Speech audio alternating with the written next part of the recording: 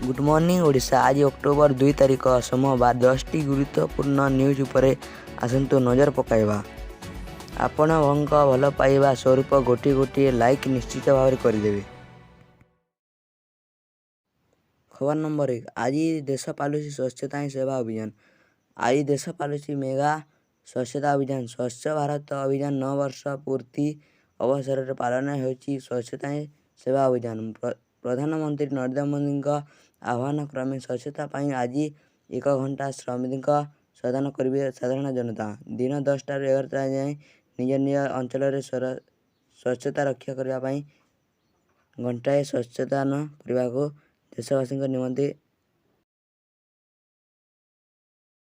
खबर नंबर 2। वृद्धि पाइला वाणिज्य एलपीजी गैस मूल्य। जानतु नूतन दर। अक्टोबर 1 तैल कंपानी ग्राहक को एक बड़ झटका देते। आज वाणिज्य गैस सिलिंडर 209 टंका वृद्धि कर नूतन हार रविवार अर्थात अक्टोबर 1, 2023 ठार लागू होती।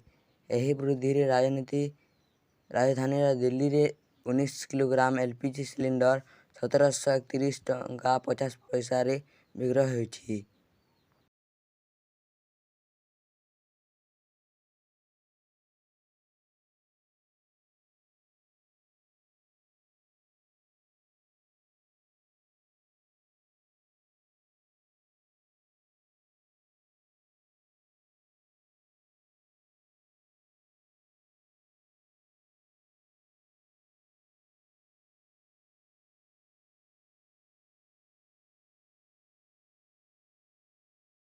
नंबर 3। EIC नियुक्ति विज्ञापन 1038 पद खाली। ओडिशार शाखा कार्यालय चाकरी सुजोग। चाकरी खोजुवा राज्य समस्त आशायी आसी एक बड़ सुजोग। कर्मचारी राज्य बीमा निगम EIC पक्षर जारी कराई नियुक्ति विज्ञापन। मोट 1038 पद खाली थिबा बेले समस्ते देश में 20 राज्य शाखा कार्यालय योग्य प्रार्थी को नियुक्ति प्रदान करा तेणु ओडिशार प्रार्थी यह सुजोग उठे पारे।